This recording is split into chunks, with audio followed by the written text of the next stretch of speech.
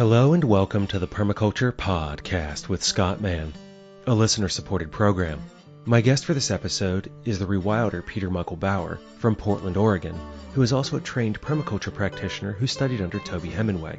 Peter is the executive director of Rewild Portland, an environmental education nonprofit that uses hands-on workshops and classes to teach earth-based arts, skills, and technologies.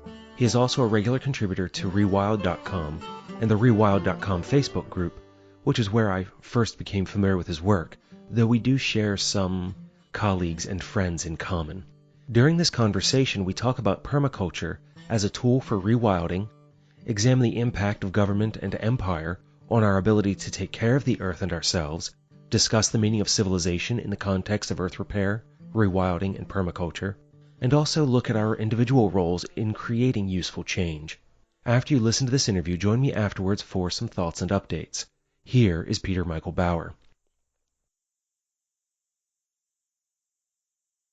Then, Peter, if you're ready, could you give us a bit of your biography and background, how you came to do what you're doing, and then we can lead into the conversation about rewilding. My name is Peter Michael Bauer, born and raised in Portland, Oregon.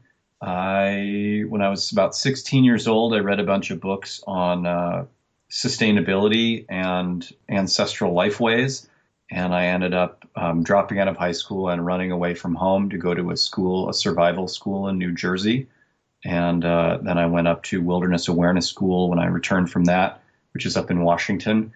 And ever since then, that was in 1998, ever since then, I've just been on a path of teaching ancestral skills and learning more and trying to do what I can to spread a culture of rewilding. And in 2006, I started a blog called The Adventures of Urban Scout that was sort of based off this film character that I had created who was living as a modern day hunter-gatherer. And I wanted to attempt to actually live the life of this character that I had invented. And so I decided to create a blog and use that as a public platform to keep track of my adventures and such. And pretty much failed miserably within about a week of the experiment because I didn't realize actually the depth of rewilding and the depth of a hunter-gatherer lifestyle and what it entails. And so I realized I needed to get more people on board so that I could have a tribe, because I don't believe that humans are meant to live solitary lives, and that was part of the problem. So I sort of shifted gears and started writing blogs about rewilding to convince more people to rewild. And I created a forum, which now lives at rewild.com. It's an international forum for, unfortunately, only English speakers, but it encompasses many, many countries and lots of people. And we basically, for about 3 years there, had a lot of discussions online. And eventually it kind of waned to the point where everybody was realizing that we needed to stop kind of having these online conversations and start making things happen in the real world. So a lot of the organizers of the site shifted gears, myself included. I created Rewild Portland as a way of encouraging more people locally to get into rewilding.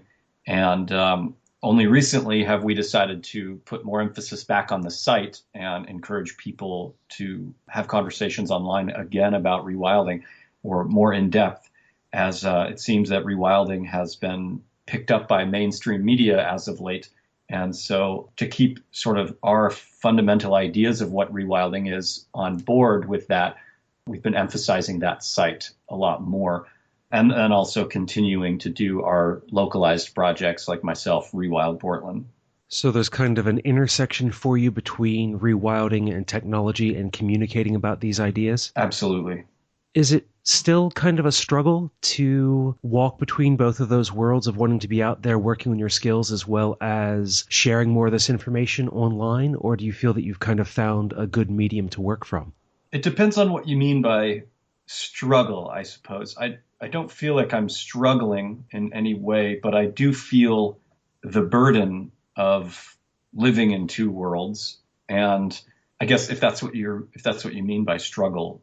I think about it as kind of like a balance between the two, because as you say, you started the forum, then it began to wane as you had to kind of stop talking about it online and move towards taking more action in the real world, away from the digital realm. But as you move back towards doing more online communication, having a space between those two. I see. Yeah, it definitely feels more grounded because we have a lot more going on in the real world. Whereas before, there was sort of this, you'd have online friends who understood what rewilding was on the forums, and there wasn't necessarily that translation to the real world. So there was this sense of longing to have that kind of community in the real world that you had online. And now, for me, it doesn't feel like that at all because of all the work I've put into Rewild Portland. There's a massive sort of, stable community here of rewilders in town. I know it still feels that way for a lot of people out there who are on the forums who don't have that kind of community locally, who are really excited that we're putting more energy back into the forum again because they've felt sort of out of the loop in the last couple of years. And part of the idea behind the forum is to encourage people to do things in the real world. So we have instructions on there, for example, of how to run a free Skillshare, which is how Rewild Portland started out. And something that we still do is free classes once a month open to the public. And originally we kind of did those under the radar. And now we are actually sponsored by Portland Parks and Recreation. So they're a major partner with us, which helps us to be able to promote it and be, no longer under the radar. It brings in a lot more people that way. And so part of the instructions are, how to team up with local organizations like that to make it more accessible to people. So I think that as time goes on, more and more people are going to become comfortable in using the medium as a way of building something in the real world. The medium becomes more and more of a tool for connecting with other people as opposed to kind of an end on its own. Exactly.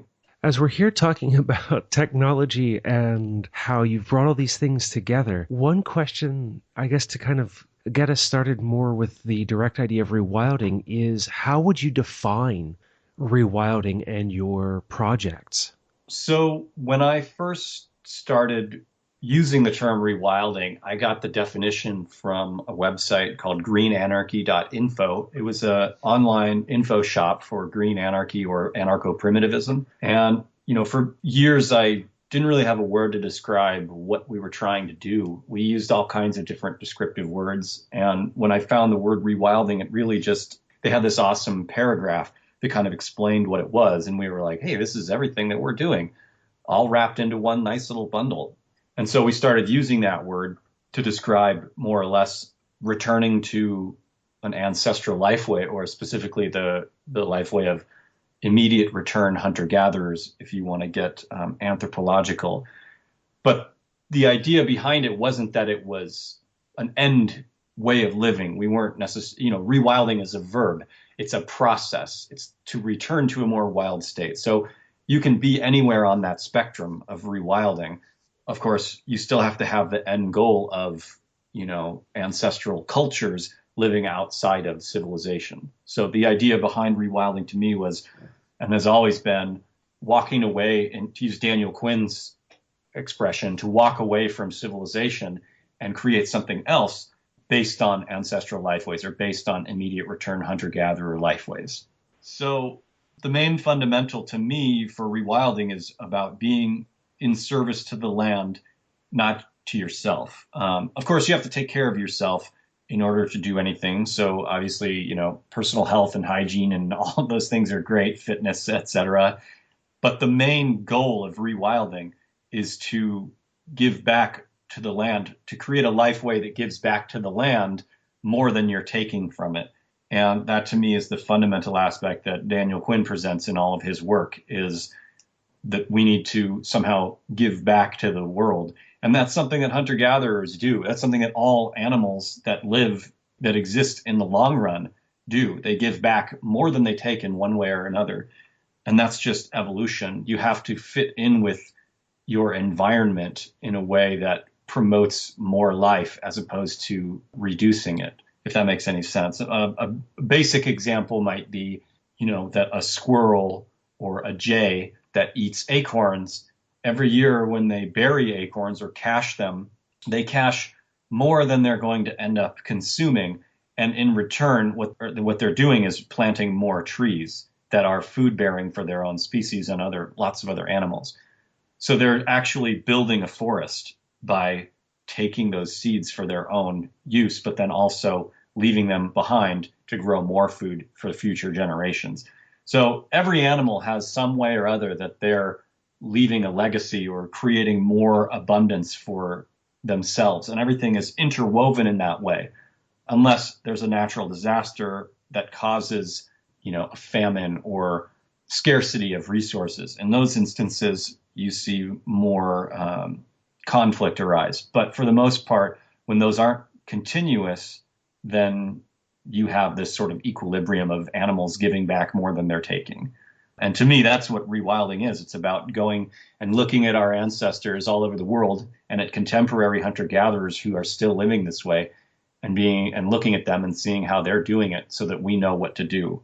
Of course, underlying that, before you even get to that, you kind of have to recognize that civilization itself is unsustainable and on the verge of collapse. So I kind of jumped ahead there talking about giving back, because to me, that's the fundamental aspect of rewilding.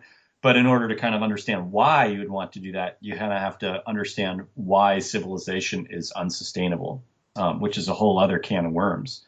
This is one of the things that's come up for me multiple times in conversation, is this idea that civilization is headed for collapse. But from my previous studies, a lot of the things that we use in order to communicate, literature and art and language, are all hallmarks of civilization from like a rather technical sociological standpoint. Would you get rid of those kinds of tools in order to move past civilization? Or are you looking at civilization from a different direction on what that term means in a rewilding context? Absolutely. And that's a really good point. And part of rewilding is redefining or re-examining concepts like civilization. Often people use civilization as a synonym for civil society. But in the rewilding context, we've redefined the term civilization to mean not just a society, but a specific kind of society. And if you look in the dictionary definition of civilization, one of the main points it makes is claiming that a civilization is an advanced state of political structure. And what that's kind of glossing over is that it's looking at the state, because, for example, a stateless or anarchistic society wouldn't be considered a civilization under that definition, because they don't have an advanced, whatever that means, state of politics. And if you keep looking at that, what that really means is a hierarchy. And if you keep looking at that, what that means is slavery.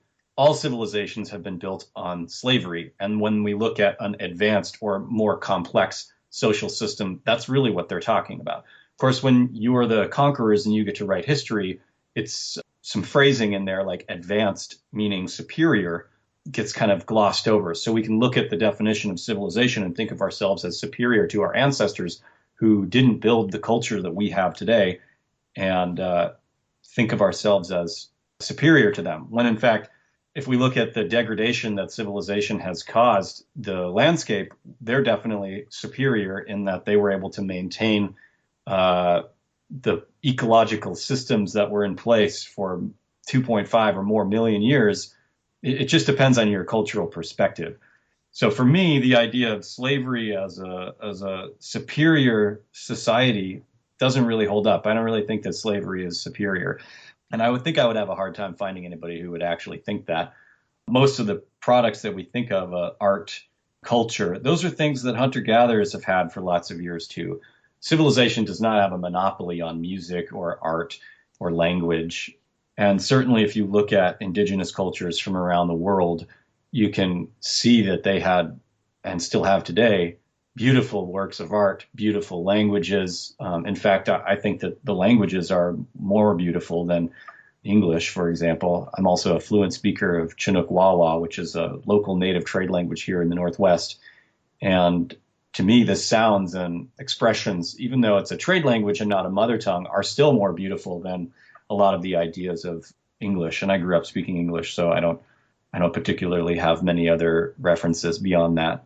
So yeah, we basically redefined civilization. And from my perspective, civilization is an ecological disaster that happens when humans practice agriculture over a period of time and end up creating an empire and cause an ecological collapse. And you can see that with all the different civilizations that have existed over time. They become big, they have a population explosion from agriculture, and then they collapse. And our civilization has collapsed several times already, but it just keeps coming back. That's where you have Daniel Quinn's sort of concept come into play even harder there. And then he says that our civilization is different than all the other ones that have collapsed because when the other civilizations collapsed, the Mayans are a great example, they didn't rebuild civilization. There's this idea that the Mayan civilization disappeared, or you read like those Celestine prophecy books, and they're all kind of like this idea that somehow the Mayans were so spiritually advanced that they just disappeared. They vibrated to another level or something like that. It's really actually disgusting to even think about that. For me, it's highly offensive to the Mayan cultures that are still alive today in Guatemala and in Central America, because it's sort of saying it's that idea of erasure, not acknowledging that those cultures are still there. They just stopped building giant structures and they stopped farming as much as they had been. I'm sorry, that was a sort of a rant tangent. But the main premise there being that they didn't believe that civilization was the one right way for all humans to live. And that's, again, where Daniel Quinn comes in and has this idea that our civilization has this idea that this is the way humans are meant to live. So we're going to keep doing it, even if it destroys the planet. And there's this secondary idea in that says we are fundamentally flawed because we're like, well, we were born to do this and this is destroying the planet. So we're just going to do it anyway, because this is, even if destroying the planet is our birthright, well, it's our birthright. We have to do it. But rewilding is the opposite of that. It's recognizing that humans have been here for millions of years and we did so sustainably. So how did we do that? And when civilization collapses, how can we go back and use those same principles? Obviously, we can't go back to the world the way it was before civilization, but we can go back to using those same principles or go forward using those principles. You provide a context for rewilding that, to me, give me a second, let me chew on this, because you've just given me a lot, and I'm thinking about things like cultural appropriation and chattel slavery and how those ideas are distinct from perhaps a modern perspective on wage slavery, and then I'm thinking about Jared Diamond's Collapse and the 12 ways in which civilizations have collapsed due to ecological and environmental degradation. But I'm trying to focus more on that idea of rewilding, in that you've provided a context for it that I haven't had in previous conversations by defining what you mean by civilization, and now is no longer a semantical argument about this piece of it. It becomes very clear then that civilization is not just this moment in time and what we have, but that it's an extended development to a certain point where we have reached this ability to extract so much, not only from the earth and other human beings, but also the rest of the life that's here with us, that's being subjected to our powers as human beings through invention and communication and all these other abilities that others don't have. And it's also more balanced in some ways, also because it's about learning skills and using what we have. I mean, just sitting here, we're using Skype to have a conversation in order to share this information, in order to be able to take more action in the world around us to help reskill people and prepare them for these principles and ideas that come from rewilding or permaculture or these other organized movements to help change the way in which we survive a downfall. Yes. Now that I've kind of rambled to make sure that I encapsulate everything, but it gives me an understanding of the importance of rewilding and how that fits into moving forward. But rather than try to put more of my spin on that, let me just take that question that's inherent in that and ask, what to you is the importance of rewilding in the world as it exists and preparing for the world that may come? The importance of rewilding is that our ecosystems have been, I mean, to me, permaculture is like a tool for rewilders. And I have my permaculture design certificate. I went through Toby Hemenway's permaculture design course here in Portland. And one of my favorite parts of it was when the very first thing he does is he gives a lecture, and it's called, I believe it's online actually now, it's called How Permaculture Can Save the World, but Not Civilization. And he kind of talks about a lot of the things that Daniel Quinn and I talk about are the fundamental aspects of what is civilization and why we're not necessarily concerned with saving it. Before I had that, I kind of had this idea about permaculture that, in Portland here, it's used as a way of sort of extending your urban garden, which I think is great. But to me, a full permaculture design course is going to look at the sector of empire and the sector of civilization. And if we're not looking at those things, then we're not really looking at the elephant in the room, which is saying these are the things that are actually destroying the planet. So an individual planting a permaculture garden in their urban yard is a great thing, but it's not actually going to do all that much to save the planet or stop empire from destroying the planet, more specifically. And so I was really appreciative when I of Toby's work when I took his class and he had that essay in there. And it makes me think of the importance of permaculture in rewilding and the importance of rewilding, which is that we can shift where we are today and create a more biodiverse world. And we can do it on an individual basis and we can do it on a larger cultural scale, but it's going to take cultural momentum. It's going to take a lot of people pushing to do things in that way. And maybe that's not going to happen until there's an utter collapse of the government or capitalism or whatever it's going to take that's going to push everybody to actually do something or be able to do something. A great example of how there's some barriers to rewilding are the legalities of it. It's illegal to plant wildflowers or take wildflowers from national parks, for example. So if you're trying to live and replant native gardens in Eastern Oregon, you're basically going directly against the law. And there are rewilders in Eastern Oregon doing just that. And if you're a tribal member, then you have certain rights to be able to do those things. But if you're a non-tribal member and you're trying to assist or create those gardens again, then you're breaking the law. That's just one example. It's against the law to camp in a national forest with more than 12 people. It's against the law to camp in national forest in the same spot for more than 14 days. There's certain things, there are laws that are preventing people from doing that full-scale nomadic hunter-gatherer life way, and they've been in place ever since the foundings of all these countries, specifically because they want to prevent indigenous populations from living their traditional lifestyle. Because why would you allow people to live free lives if you want to get taxes from them? I mean, that's sort of the basis of empire, right? Is controlling people through taxes. And if people are living outside of a taxable area, then you have to stop that from happening because that's going to encourage other people to become free in that regard. So, that's just one element, one sector that nobody really talks about of how to actually return to that life way. Now, is everybody who's doing rewilding going to be able to do that? No, but that's why I'm saying it's a process. So everybody's kind of helping out along the way, but the trajectory is the same. Does that make sense? Even if I'm like, we have a lot of people who, for example, are donors to Rewild Portland. They donate a lot of money, but they themselves work in software design or something like that.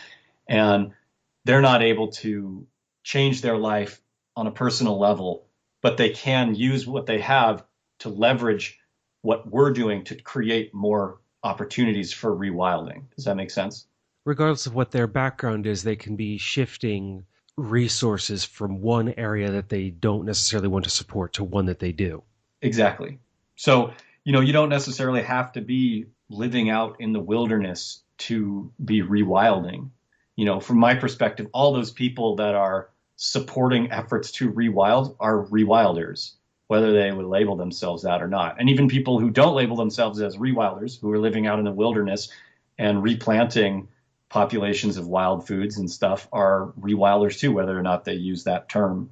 And to me, it's just the trajectory of that hunter-gatherer or even horticultural life way that's probably more of a transitional period anyway, the horticultural practices that are very similar to permaculture. So to me, the importance of rewilding is to create an idea in people's heads that we can live sustainably, and then to teach people how we've done that for 2 million years or more. So that when civilization becomes, or when the land base becomes so degraded that we can't continue civilization anymore, we'll have all the tools necessary to go back and start over or do it now. I mean, the cool thing about it is that you don't have to wait until civilization is collapsed. I mean, we are in a collapse. So I hate even saying when it collapses because it's not going to be an overnight process. We're in the process of collapse. We've been in the process for probably 500 years. There are certain things that have extended the collapse beyond what it would have been, such as oil and the quote unquote discovery, or rather the colonization of North America, extended the collapse of the empires that existed in Europe another 500 years. Oil has extended our collapse another 100 years. But the collapse is this long process of destruction. But when is the point of diminishing returns is kind of the point I'm looking to see, is when is it going to reach its peak and start a major descent? But you don't have to wait for that to happen to rewild. And the best part about rewilding to me is it's not necessarily connected to this collapse. I mean, the fact that I'm rewilding has sort of nothing to do really with the collapse of civilization. Rewilding is how humans are designed to live. And so it feels great. The more things you do that are more on the path of rewilding is sort of what our biology is designed for.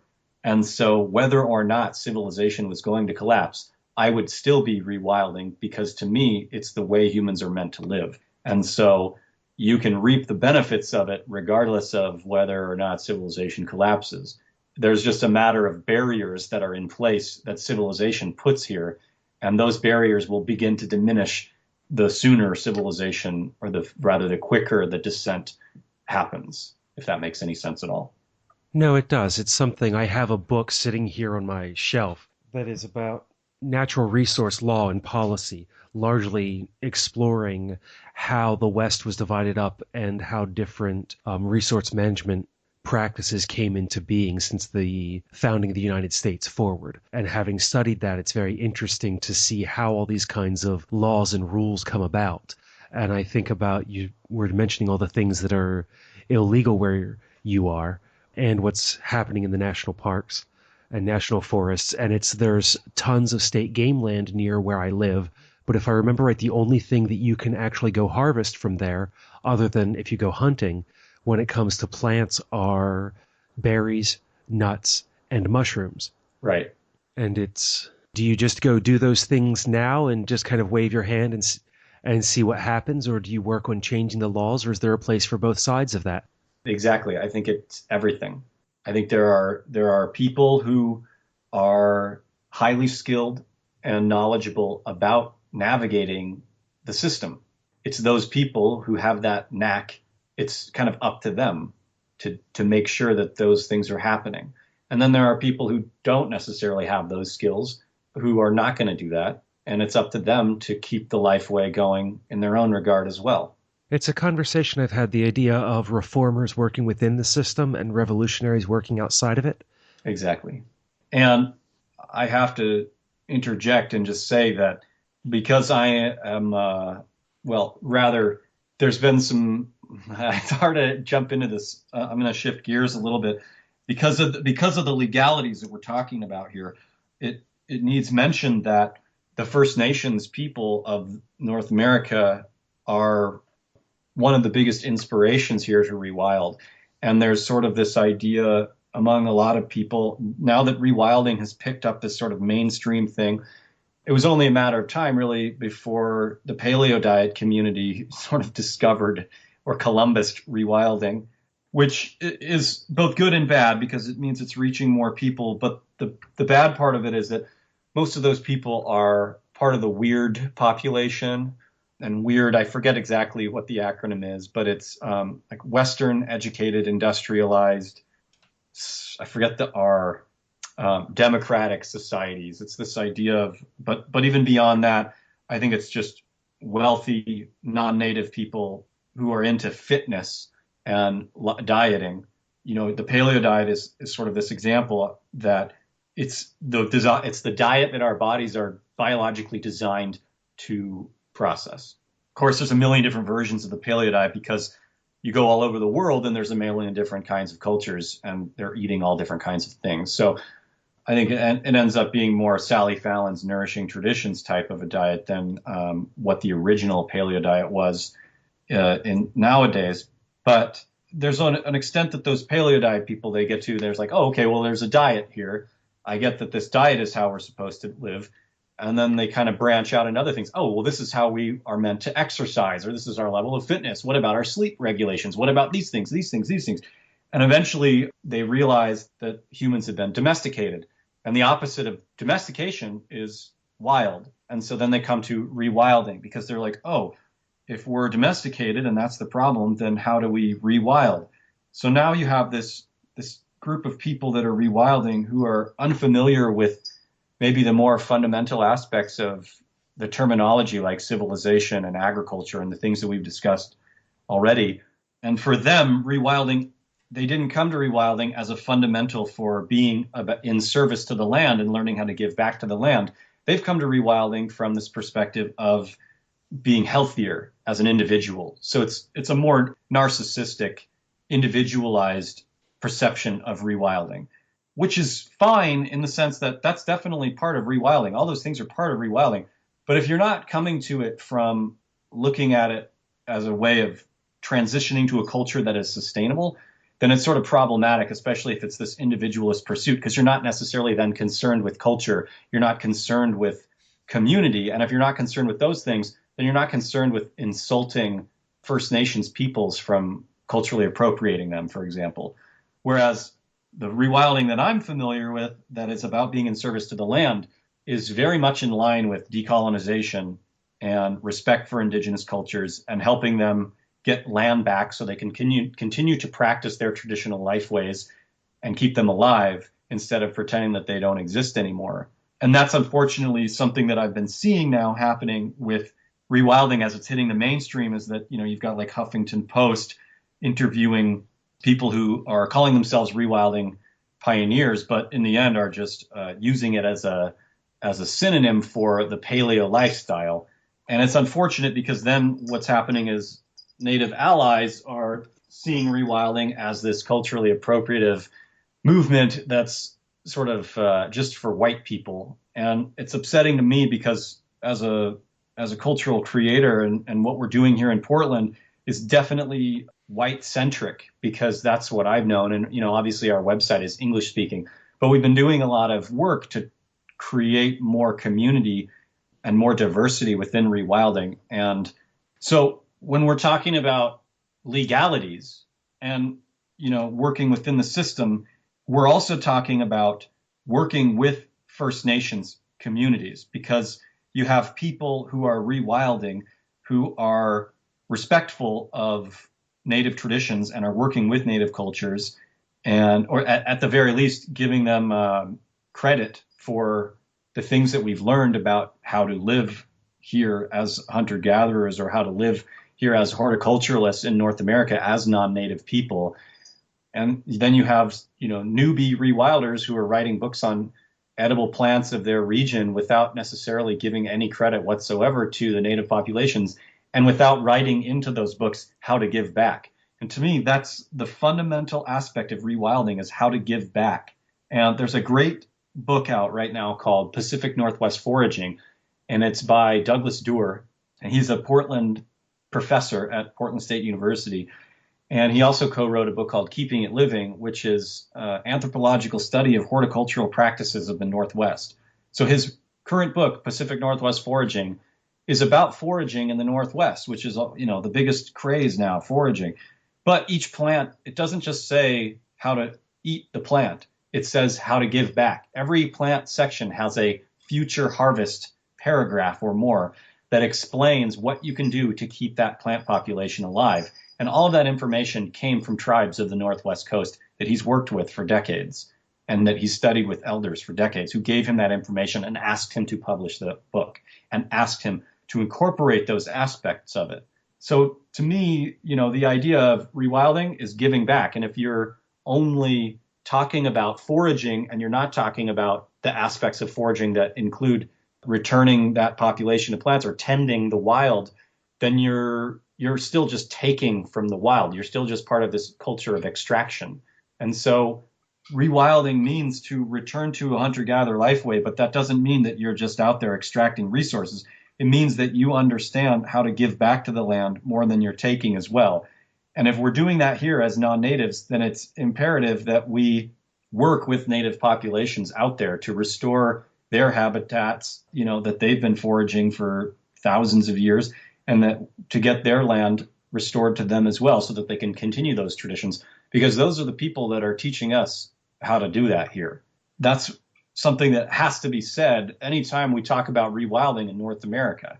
Now, that's not necessarily the case in Europe, because most of the population there is not native anymore, or is native but not living a hunter-gatherer lifestyle. We destroyed that there probably 1,000 years ago, where the Romans destroyed a lot of the horticultural villages there 1,000 years ago, or more than that now. But and before that, the hunter-gatherers were wiped out by agriculturalists 7,000 years ago. But we still have anthropological data that can tell us how to live those lifeways. And in particular, using permaculture practices is a great way to transition to those horticultural practices. And I think permaculture also should be acknowledging the native people that are here and working with them to keep their cultures going as well. And that's something that is emerging. I've had contact with several permaculture practitioners who are involved in that kind of work that I've heard from in the Western states. Yeah. So knowing that those folks are out there does give me some hope. And there are people who are experienced in a variety of skill sets who are doing those kinds of practices. Yeah. I imagine that everything that we've covered today will have to have a second conversation, because we're at about the point in this one where we're out of time. So I would like to ask you if you have any final thoughts for the listener from this interview.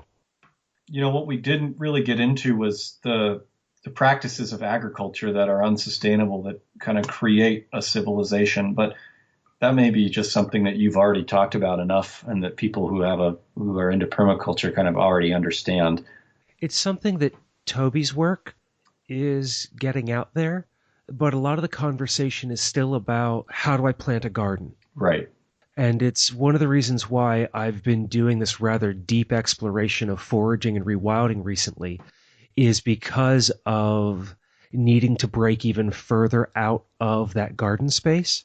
It was something, there were 3 people who I interviewed close to one another, Dave Jackie, Larry Santoyo, and Mark Lakeman. I talked to all 3 of them within like a month, and they were all talking about how we need to move beyond the garden, that the garden is a metaphor, that because the PDC uses the garden space as the lexicon that we speak with, that's where a lot of the focus becomes.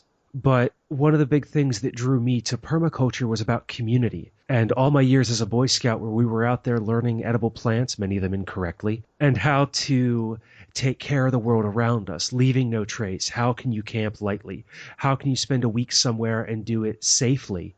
And needing to take the conversation of permaculture further and further away from agriculture, that it's not just sustainable farming practices, it's getting away from agriculture completely and having what Chuck Marsh called a neo-horticultural revival. Yes. I mean, to me, that would be a synonym for rewilding. I mean, is that the immediate return hunter-gatherer? I don't know. The more I look at immediate return hunter-gatherers, which the idea, I don't know if you're familiar with the term, there's 2 different kinds of hunter-gatherers. There's immediate return and delayed return. Immediate return hunter-gatherers go out, forage for food, or gather it rather, bring it back to a central location, process it, and eat it. Delayed return has some storage capabilities, and that changes things quite a bit. If they're storing food, there's just it lends itself more towards sedentism, I guess, and more towards horticulture. If there's a spectrum, between immediate return and horticulture, and delayed return is sort of in the middle there. It's been a while since I've looked at this, but the more I study hunter-gatherers, the more it's like they're all using horticultural practices. Some of them are more sedentary than others, but the idea originally anthropologically, and I think what most people think of as hunter-gatherers, is that they lived wandering the landscape, just kind of eating things here and there and leaving no trace. But the reality is hunter-gatherers leave a gigantic trace on the landscape. And the trace is one that promotes more biodiversity and biomass. And so the idea of the hunter-gatherer sort of not tending the wild or not altering the landscape is really not true. I mean, even if you look at, and a great example, again, if we're going to go back and talk about how animals impact the land more, is let's look at a bear. So me and a friend were out in the forest, and it was a sort of a valley. It's a beautiful resort, actually, not resort. It's a retreat center called Scalitude. It's up in Washington. They have in Twisp, Washington. They have a great ancestral skills gathering there once a year called Saskatoon Circle. And we lived there for 3 months doing this ancestral skills project. And he was always looking up on the ridge, and we could see this big tree that stood out alone. But all around the tree were these huckleberries. And it was the only spot where there were just huckleberries everywhere around this tree.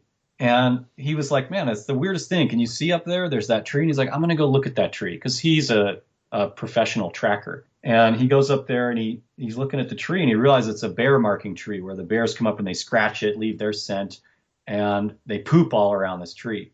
And it took us a minute to realize that tree and those berries, that berry patch was actually that bear's permaculture garden in a sense, because it was frequently pooping in this spot, and it created a huckleberry garden.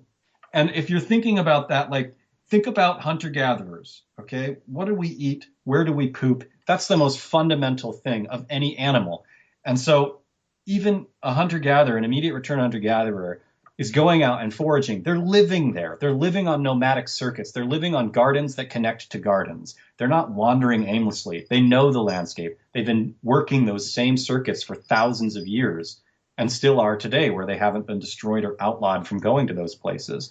And if you think about that, then those hunter-gatherers are using land management principles, because you know that they're aware of where they're going to the bathroom. You know, they're aware of the landscape effect that they're having. So they're not leaving no trace. They're leaving a trace. It's just one that's invisible to agriculturalists. And that's part of the problem, and part of the more difficult work of anthropologists today is in acknowledging that hunter-gatherers were manipulating the land. And, you know, one of the claims that settlers used is that the hunter-gatherers were not using the land the way, you know, that God had intended, which was to till the soil. Because for their perspective, the only kind of land management, or the one right way that humans were meant to live, is to till the soil. So they were ignoring the fact that these hunter-gatherers were setting fire to the valleys and not saying that that was land management. In fact, then they started fire suppression. And what happened when they suppressed fires here in the Willamette Valley is that you have Douglas fir is actually an invasive species in the Willamette Valley, and it outcompeted with the oak savanna that was here. And that oak savanna was here for thousands of years because it was grown and tended by Native American populations, specifically the Kalapuya, who are the Kalapuya language group that is the Willamette Valley here. And so part of, I think, why you've got newbie rewilders who think that rewilding or hunter-gatherers just go out and take from the land is because that's still what people think on a larger mainstream. That's how hunter-gatherers lived. They don't understand that when you live in a place for thousands of years, you know where to go to the bathroom. You know how to harvest a plant that's going to make it come back stronger the following year. You know all of the ins and outs of the sustainable land management practices that are going to, quote unquote, keep it living. And that, again, comes back to respecting the cultures that are here and trying to work with them, because they still have that stuff going on. And there's a lot of people who want to claim that they don't, or think they don't, because that's, again, another mainstream idea, is that Native American cultures are extinguished or gone, or just poor, or living on reservations or something like that. And although that is sadly true for a lot of people, it's not overall a reality. Overall, the reality is there is still a lot of that culture and information alive, and we need to do our part to help them keep it alive, because if we want to see a future where we're living in that kind of life way, then it's time to turn it around. And, you know, it wasn't necessarily my ancestors who were here who destroyed those populations of native people, but I today benefit from that destruction. As a white male living in America, I receive all the privileges that those people brought forward, that, the ancestors of civilization brought forward when they destroyed or attempted to destroy Native Americans here. And so it's my duty to actually do what I can to help them. And that means asking them what they want help with, but also to rewild for myself involves learning those principles, if that makes any sense. So sorry, I know that's getting off on a whole nother thing. It's quite all right.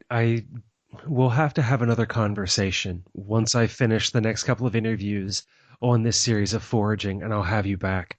But thank you, Peter, for everywhere that you've taken me today. I didn't imagine that we would be talking about politics and empire when we started this conversation. I'm glad that we went the places that we did. So thank you for joining me today. Yeah, thank you. And that was Peter Michael Bauer of Rewild Portland. You can find out more about him and his current work at rewildportland.com. I would like to have Peter back on the show to continue this conversation and wrap up some thoughts that we touched on, but did not have the space to expand on during this first conversation.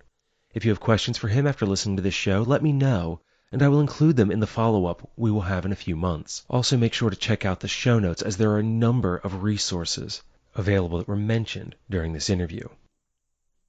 I walk away from this conversation feeling that the act of practicing permaculture is the first step, the beginning of a life that is less civilized and a lot more wild.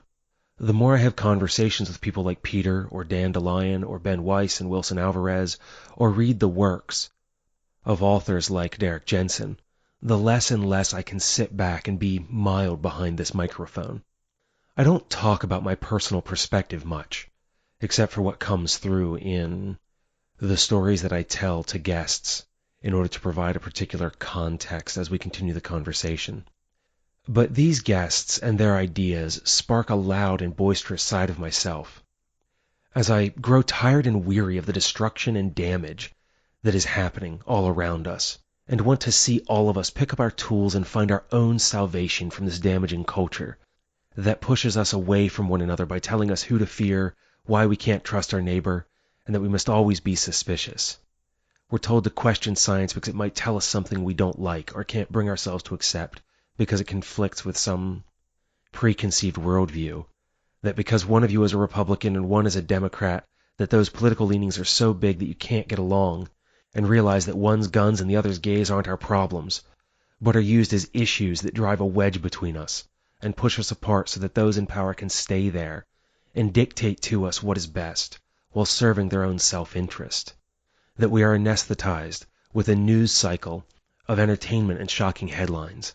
We are in the middle of ecological and potentially social collapse, and we're told to spend our time worried about who's going to win some televised contest, or that a terrorist group thousands of miles away is going to come onto this soil and ruin our way of life, when every day we listen to people who are already ruining it for us. Those same people who tell us to be afraid and that we can't change what's happening anyway, so should go back to our comfortable homes and turn up the heat if the winter's a little cold, or install a new air conditioner if the summer seems hotter than normal, and ignore the droughts in California because the Northeast got a record snowfall this year. I'm tired. I'm tired of living in fear and listening to messages of scarcity. I'm tired of holding on to hope like it will make a difference, because it won't. Action will make a difference. And I love this world and each and every one of you so much that I can't sit idly by and let this continue. I want to see a place where we can all come together and live the best lives we can in the world we want to see, even if we might disagree a little over what it might look like. But to do it in a way that takes care of the earth so we can have a home to live on indefinitely for ourselves and future generations. Those grandchildren and great-grandchildren that Matt Winters mentions in The Gift. That we can take care of ourselves and grow a little food to make sure we can eat and not go hungry. And to grow a little extra to feed our neighbor, regardless of what their religion, race, or creed might be, because they're our friends and they're our fellow human beings. That we can live and love and work together and give a damn about the difference we can make. And tune out the messages that say that we're not enough. We are not good enough, that we can't save the salmon or reverse climate change, and that we should continue to trust in those who lie to us every day so that they can remain in power when we, Each and every one of us is powerful and capable of bringing about incredible change. Rewild yourself, practice permaculture, and be free. As you do, know that whatever road you are on, I'm here. I'm not going anywhere.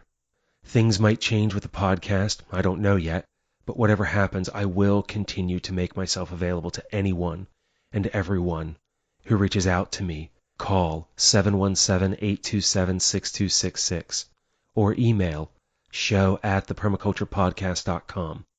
If you have some surplus and you can throw a little something my way, I'd appreciate it, because this podcast is all that I do for a living right now. Learn more at thepermaculturepodcast.com/support or at patreon.com/permaculturepodcast. And if you haven't already, join the Traveling Permaculture Library Project by emailing your name and address to Matt Winters, who is the new librarian for the project. You can reach him at librarian@thepermaculturepodcast.com. By doing so, you'll receive a random book related to permaculture, the natural world, or the environment. All I ask is that once you receive a book and read it, email Matt back so that you can get the address of the next person to pass it along to. Each book includes a sticker in the front cover with more information to make this process easier. I've got some more books that I'll be shipping off to Matt to add to the library soon, which include Greg Marley's Chanterelle Dreams, Amanita Nightmares, Betty Thompson and Levin's Working with Your Woodland, Richard Mabey's Weeds, and Stephen Barstow's Around the World in 80 Plants.